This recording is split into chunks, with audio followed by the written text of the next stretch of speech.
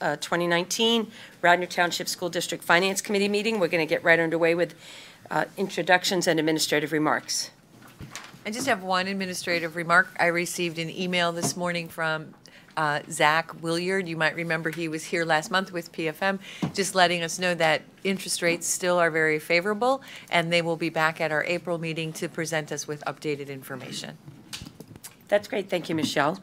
Let's see, with that, we're going to get right into public comment. Is there any public comment? Okay, seeing none, I'd like to say we had an approval of the minutes during the Facilities Committee meeting, so let's mark those as approved for this meeting as well. And with that, we'll get right into a board agenda item number 1. Right now, thank you. Let's see, we have a bunch of contracts, donations, and disposals to approve. The only thing I'd like to change on this is to just make sure we add, it's Ithan Elementary PTO, donating the lighting system. It's not the school. No, I know that it's the PTO.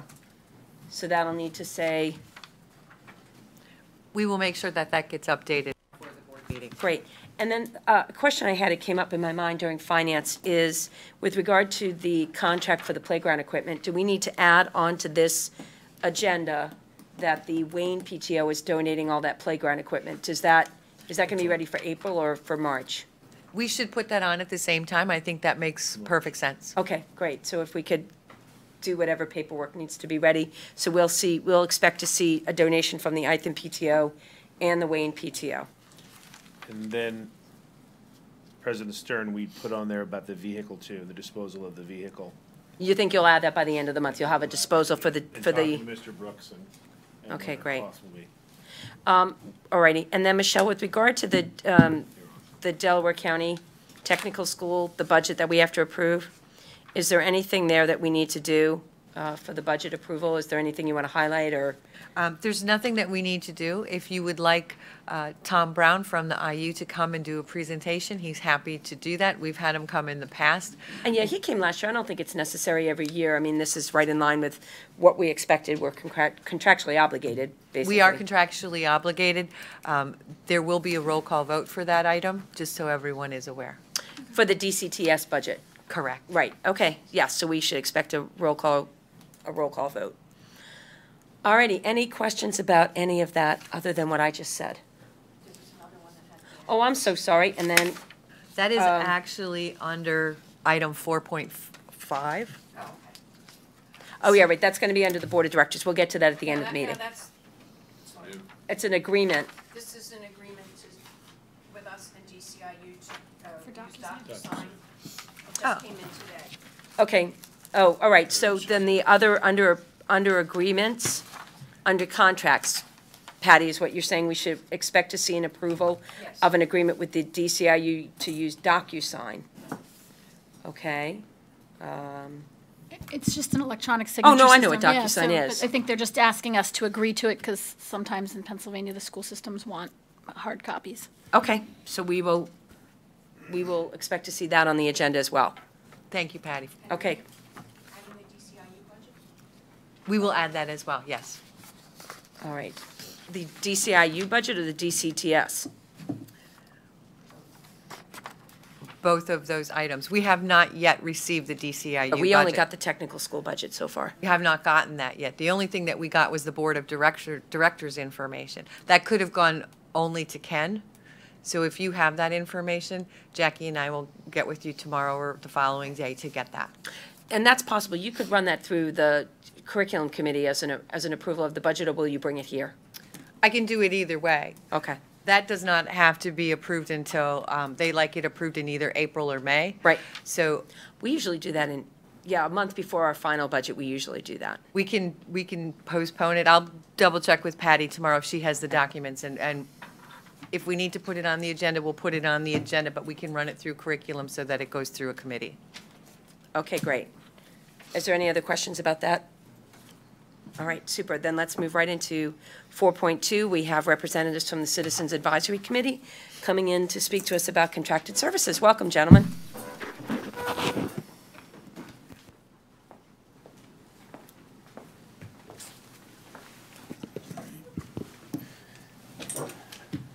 Good evening. My name is Michael Salick. I have been a member of the committee since its inception back in 2016, late 2016, I believe. To my left is Bradley Moore. He joined shortly thereafter. On behalf of the committee, I'd like to thank you, the board, for the ongoing opportunity to let us advise on various issues as they arise and come up. We have a good time with it. We work hard and hope we provide some value. One of those issues is contracted services, and that's what we're going to talk about tonight. So this was a complicated topic, a broad topic. The way we approached it was we first took an inventory of the services that the district contracts out and of the services that the district doesn't contract out. The services that the district currently does contract out, again, is a wide range, and it includes attorneys, banking, auditors, insurance, software, other technology, copiers, waste removal, landscaping, substitute teachers, and substitute paraprofessionals. So that's a pretty wide range of services. The services that the district does not contract out include things like busing, security, nursing, food services, secretarial, and custodial. So once we formulated that inventory and separated them into two categories, we then began the research of looking into how other districts fared with contracting out certain services. And there were mixed reviews. We found there wasn't really a prevailing opinion, and there certainly was no consensus one way or the other. What we found was that it's very district to district, service to service, case by case. And you know, the obvious benefit of outsourcing is, of course, that you need not pay the benefits for whatever positions you're outsourcing, because the vendor provides them under an independent contractor relationship, and you know, you can avoid those costs, which can be substantial. In some instances, they approach or even match what the employee is paid in salary and wages, so it can be a significant savings. That's the obvious benefit, but we also gleaned many cautionary tales from our research. And again, there was no consensus or prevailing opinion one way or the other, but the cautionary tales were good and valuable, and you know, examples would probably be what you would expect, which is contracts that appear to be sweetheart deals in the beginning and may even be sweetheart deals in the beginning. As time progresses, costs go up, performance goes down, and they end up not being a sweetheart deal. Other cautionary tales is just general poor service. So implicit with sometimes contracting out services, these vendors can piecemeal the people that they send and assign to the task, so there's no continuity, or there's reduced continuity in the services they provide, which, depending on the service, can have a significant effect on the quality of the service. And then, you know, in some instances, districts reported that whatever costs they saved under the contract, they ended up paying most of it, or sometimes all of it, back to the vendor for the vendor's fee in arranging for the contractor. So in some instances, it was a fiscal wash. Sometimes that may be okay if, like, for instance, with the substitute teacher contract that we looked at. The way we interpreted the data on that was that that effectively ended up being a wash financially for the district, the substitute teachers. The quality of the instruction ultimately, I think, was comparable to providing the substitutes in-house. And the cost, even though, again, under the contract it was a little lower, whatever than the district paid to the vendor for that contract ended up being a fiscal wash. But a benefit under that contract was that the district was spared on the mornings of the task of having to scramble to fill that spot. The vendor did that. So that's that's one benefit that may warrant keeping a contract, even though financially it may not be much of a difference. Now, sometimes it being a fiscal wash is not okay if the performance is worse than it would be if you provide it in-house. And the literature that we read, indicated that very often that is the case, depending on the vendor and the district and parental expectations and et cetera, et cetera. So those were some of the cautionary tales that we encountered. Again, no black and white rule, one way or the other.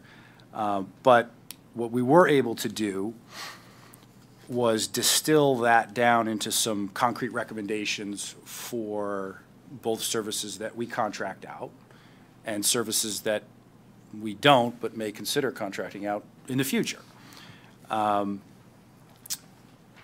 As to the contracts that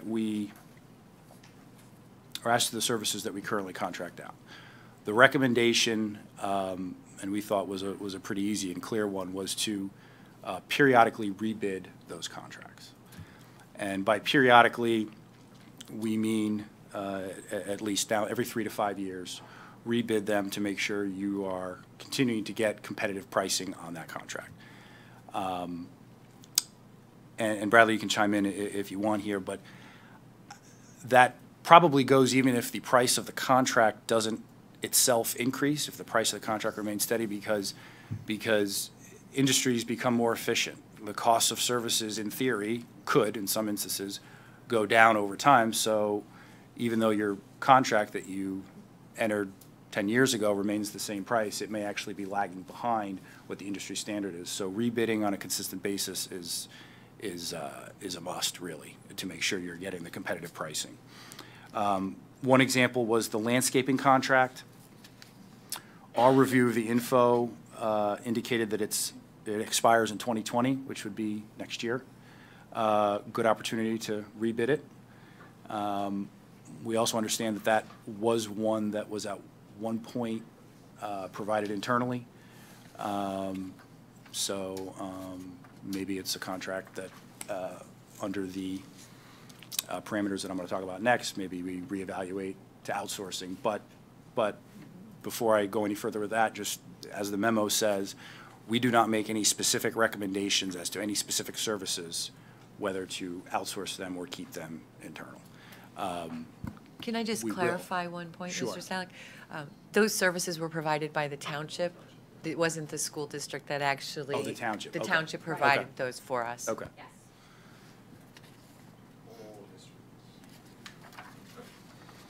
Thank you, sorry. Yeah, so for services, so that would be our recommendation for services that we contract out. All right, now for services that we do not contract out, that we might in the future consider contracting out. The recommendations are a little more numerous and a little more complex, but valid nonetheless, we think. First, and again, Bradley, chime in whenever you think I've missed some. First, in the search for vendors, due diligence is key. So what we encounter was, I think there are a lot of vendors out there who are holding themselves out to and/or legitimately offering these services. Like anything else, I'm sure there are good ones and there are some bad ones. And it's hard to kind of ferret out the good from the bad, because this is sort of a newish development in school districts. So due diligence is key. Do your research, interview them, ask for references, make them provide references. Follow up with those references, see how they're performing in other districts in the area. Maybe learn from other districts' mistakes, per se.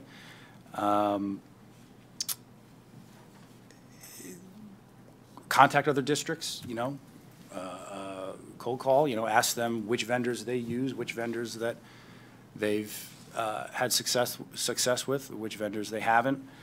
And then more specifically,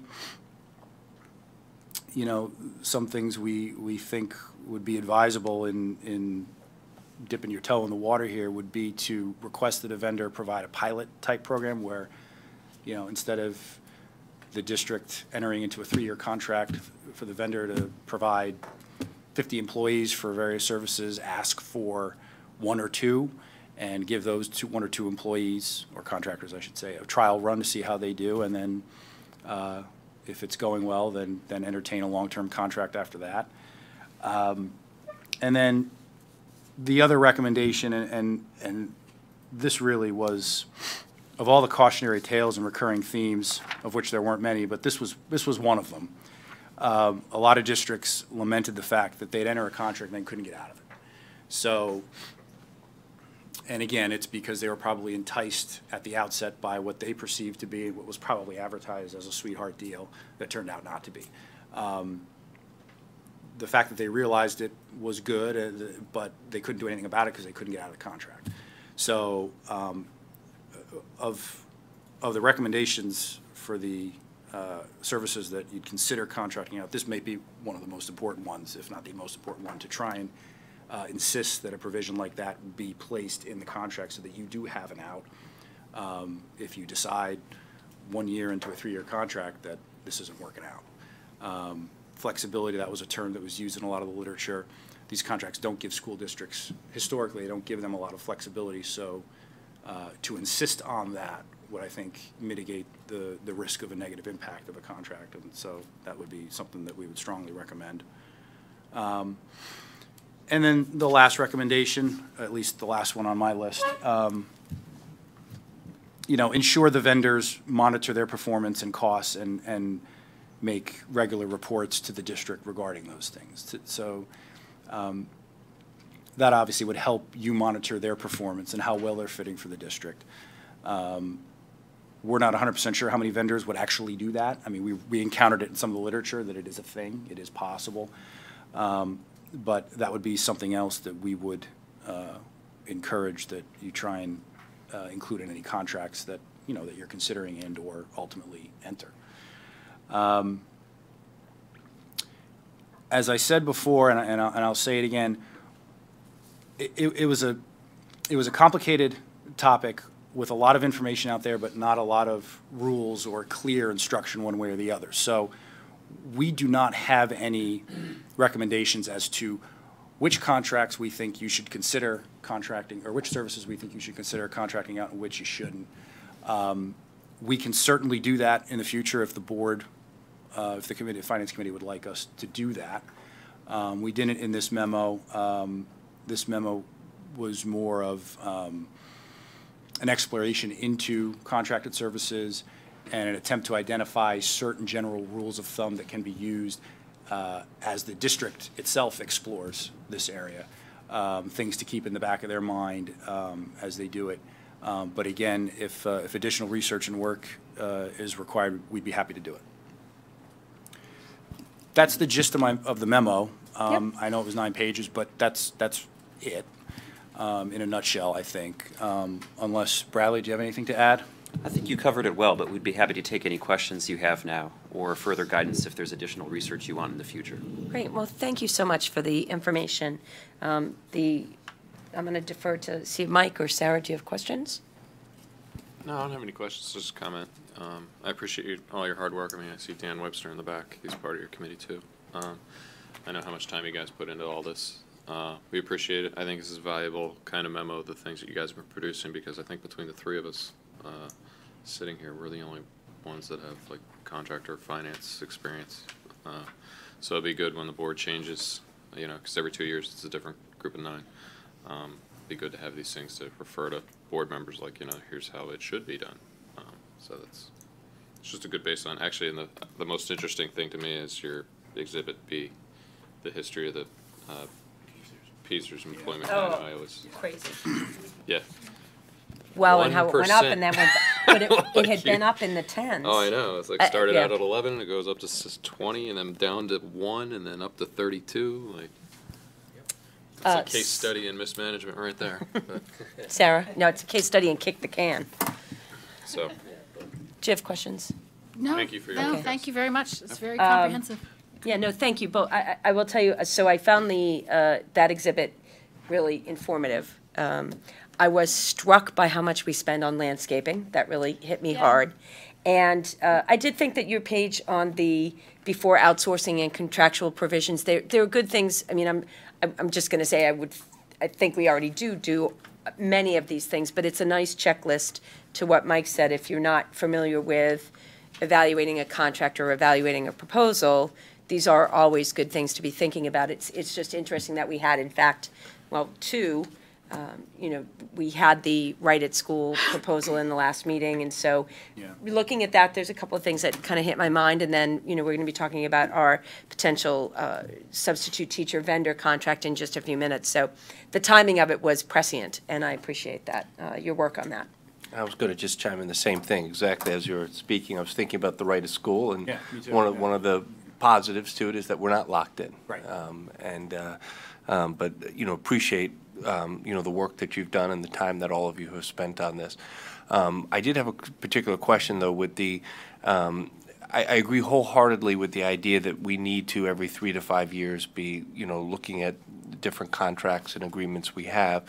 The only piece that I would question or just want us to think about as a district, and what I have seen in the past, is sometimes when we have a particular service and there hasn't been a rate change, sometimes going out, putting it out to bid sometimes might spark an actual increase in the rate as well. And I was just wondering if you came across that as well at all. Not specifically that I recall in the literature. Not that specific example. Okay. But yeah, I mean, it crossed my mind. Yeah. Yeah, we didn't encounter that in what we read, but it's a good thing to keep in mind, especially if a vendor is performing well. But even if a vendor is performing well, complacency is still something to consider. And take something, for example, like your auditors. Even if your auditors are doing a great job, sometimes you'll want to consider whether a fresh look is something that's needed to make sure the district's finances are getting the consideration that they need. But, yeah, that's a good point. So tread carefully in either direction, but as you can take these considerations in mind, I think it will benefit the district. Yeah, no, I think they're all important considerations that we need to look at as a district. And I think, as Mike said, it's something that's good that we're looking at, and it's good that we're, reminding ourselves and refreshing ourselves on those pieces. So thank you. And as to the beginning of Mr. Miller's comment, of course, please do encourage your fellow board members to read these memos, not just this one, but the other memos we produce as well. Sarah, you had a So question? actually, I forgot. I did have one question, and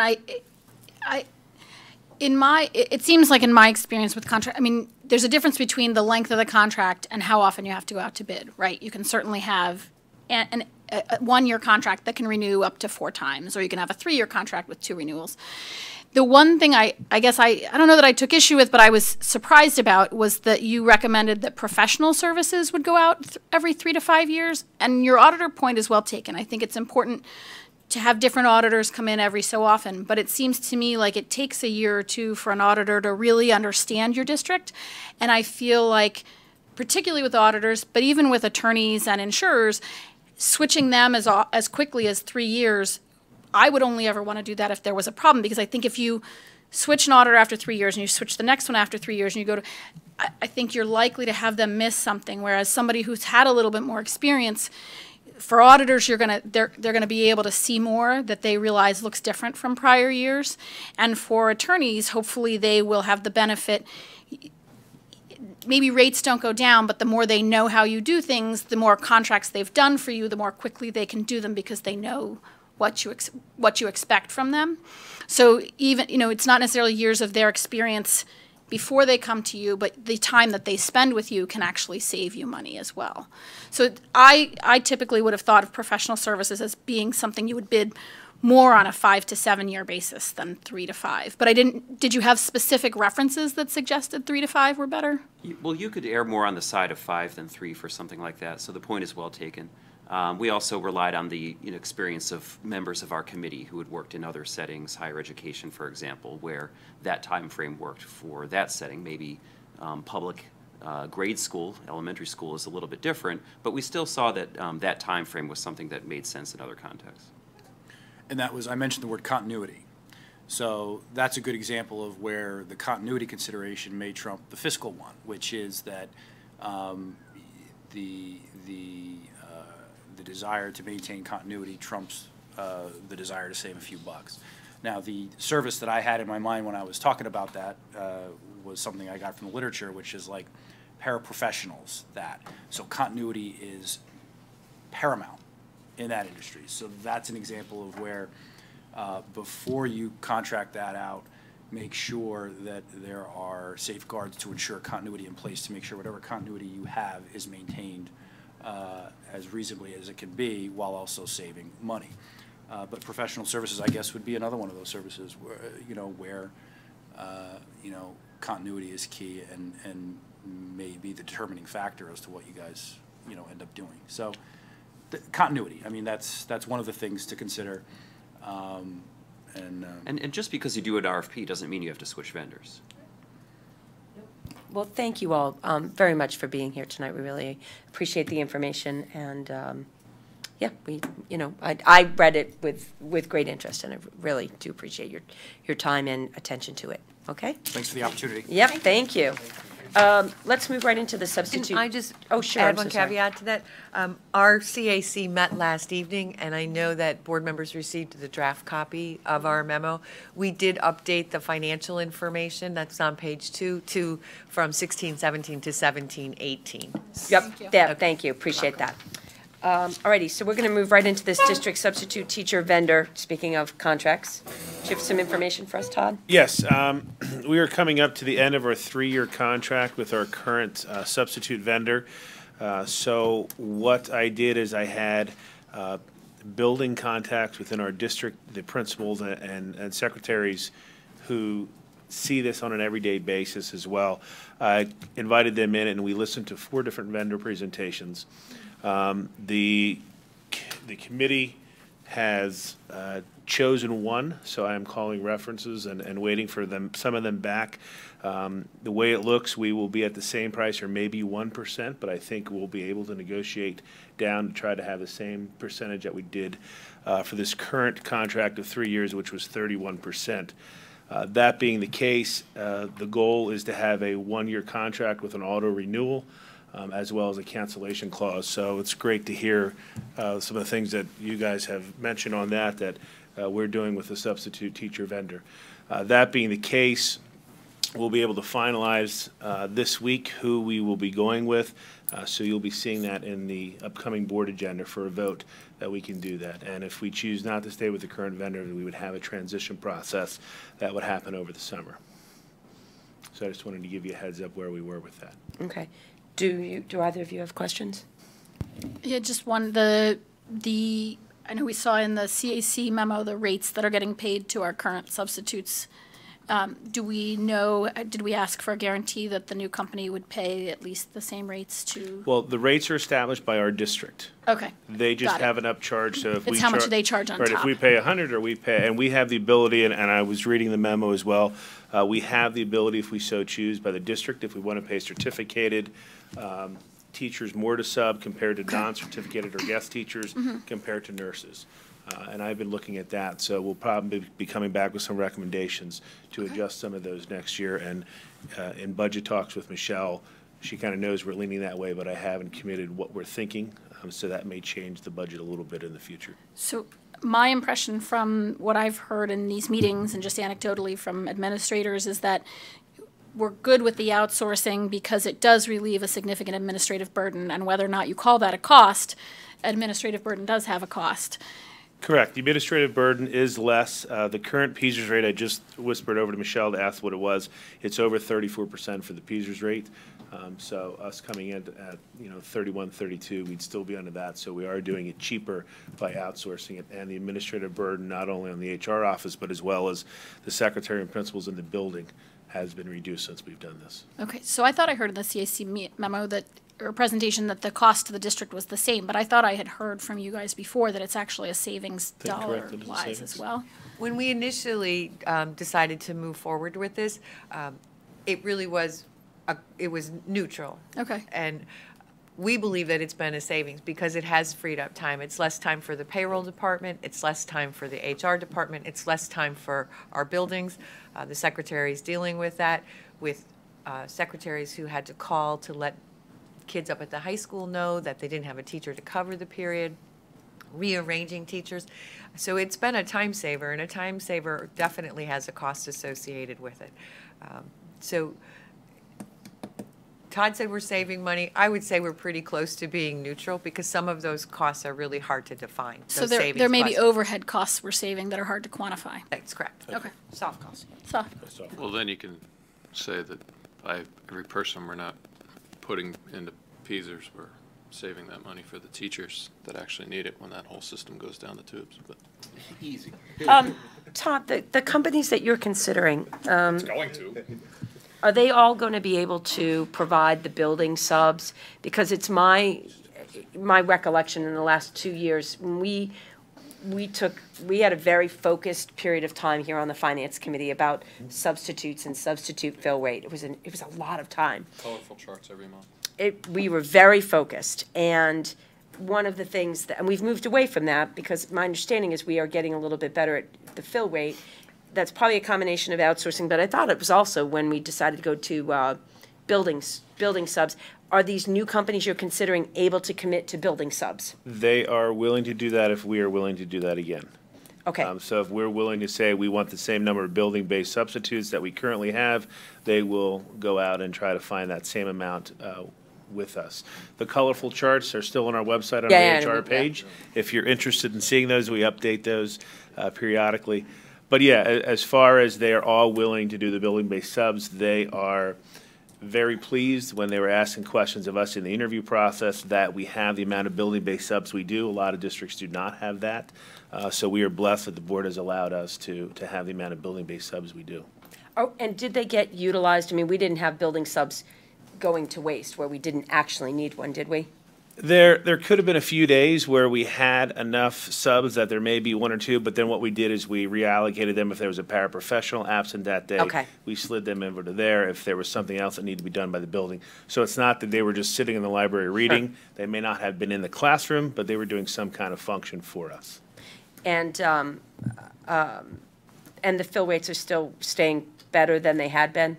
Fill rates from the company have slipped this year a little bit. Oh, okay. Typically, what happens is when it's an inverse, when the economy does well, substitute teachers become more of a demand because they are not coming in to the education. They're going out to other jobs when unemployment is down and the economy is doing well.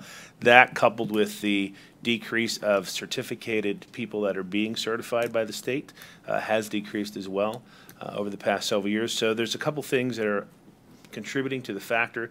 We are still at a better fill rate with this company than we were when I came in as HR director and we had it in-house. Okay, all right, great. Well, so you'll have more details for us when Correct. you're ready to make a You'll have recommendation. a contract in your board updates for the board meeting. You'll have all that information for a potential vote for this month. For this month? Yes. Okay, all right. Okay, great, thank you. Do you need anything else from us? No, thank you. All right, let's move into the Act One exceptions. This is something, Michelle, this is an update for us. Are you going to be looking for us to vote on this? No, or- this is just an informational Okay. item. At the All January right, board because meeting. we already approved You going approved out for for exceptions. for us to apply, the administration to apply for exceptions. What you see on the screen, and you have a summary, is a summary of the two exceptions we qualified for. The special education exception of 1.159, put my glasses on, 871, and the retirement contribution of 17083.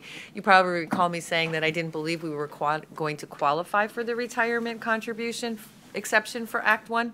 We did. It is small. We have not received confirmation from PDE that these have been approved. I anticipate that will happen soon. We do not have to use any of these exceptions. We can use some, little, or none. So as we continue to refine the budget and bring the proposed final to you at the April meeting, we will take these exceptions into consideration. Do either of you have questions? What's your thinking on the retirement, or the special ed? Well, both. I mean, the retirement one's 17 grand and the other one is $1.1 million. What's your leanings right now? With the caveat that everything changes by the day as you get deeper into the budget weeds. Well, special education costs have continued to rise. If you look at the exception calculation for special ed. It's based on your previous 2 years of actuals. So it's based on the actual special ed payments for 2016-17 and 2017-18. You can see on line A.3 that we have had increase in our special education costs of almost $1.3 million. So it's a considerable increase.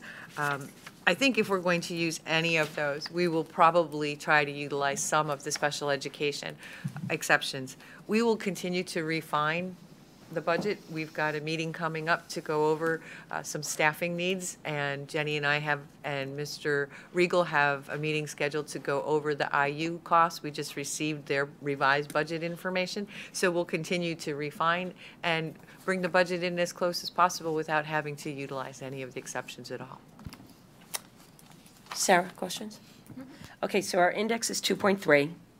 What is this equivalent to in percentage? You could tell me the millage, and maybe that would be great, but what's the percentage? Or what's the millage potential here? I did not bring that with me. I apologize. I had put it in one of the board updates that I had given you previous well, when we this is- applied for those. A mill is 3 million, so this is a little under a third of that, so it's about a third of a mill. I think it's 0.38 of a mil, third of a mill. if I recall correctly, but Okay. I didn't bring that document with me. I do apologize. No, that's okay. It's just, I always remember a mill is worth 3 million in our township, based on our valuations. A mill is 3 million. Okay, all right, well, thank you for that. Let's see, the last item is recommendation for who we will be appointing to the Delaware County Intermediate Unit Board of Directors. Mrs. Booker's term ends June 30th. She will not be reappointed in July because she's not running for reelection. And so I'd like to make a recommendation that we will approve Sarah Dunn to this position. Sarah's offered to accept that appointment, and so is our committee fine with appointing Sarah Dunn? So. Nah, we don't take a vote, it's not a motion, it's just, does our board? Have at it. Great, yeah, thank you. Another No, night out of the house. I think your skills, I think your skills will really be, a nice addition to that work down there. So thank you for being willing to take on that time commitment. So, Michelle, you could add Sarah's name to the board for that approval on the board agenda. I And- will make sure that when we do the resolution, it's clear that this appointment begins July 1. Yes, thank you. There was a little question about that in an email this week. Okay, and then with regard to that, do we have any new business? Okay, seeing none, do we have any public comment? Oh, Dan, Mr. Webster, please come forward. It's already on. I'd like to, thank you. I'd like to just ask one question. Looking at the special education expenditures for the Act 1 exception, the student transportation services went up 37% from year to year, and I'm just wondering if there's anything you can point to that would have caused such a large increase from 540,000 to 738,000. I can address that. We made a change in the way that we bill for the students who attend St. Edmunds Village. Some of them are wards of the state. And so we have been contracting with the IU. The IU is paying us for transportation and then billing the home districts who have students at St. Edmunds Village. It makes it easier for us to collect our transportation costs because we are transporting those students. But we have many districts who refuse to pay when they get an invoice for transportation. They just refuse, and there's no recourse for the district to recapture those funds. So we partnered with the IU. The IU can petition through the state to have that taken from a school district that refuses to pay as a deduct in June. So that allows us to recapture 100% of our transportation costs. So previously, we hadn't been having a deduct for those transportation services because we were just providing them, and they were showing up as just regular transportation. When we partnered with the IU, it became a special education cost because it is a deduction for ourselves as well. But on the other side, we're receiving the exact same dollar amount through reimbursement. Thank you. So are we actually getting, We're actually getting the money. you know We're what I mean? accounting for it I know differently. I know it's accounting wash, but We're are accounting we for actually, it- because we got stuck by other districts, are we collecting more? We are than were collecting more. previously? So we're able to collect from districts who refuse to pay us directly through the IU, because the IU does it as a deduct and then passes those funds directly through to So us. it's no longer a loss, but It's it's a no pure longer a wash loss. now. Great, thank you so much. So seeing no other public comment, and I assume there's no emails, the meeting's adjourned. Thank you. Thank you.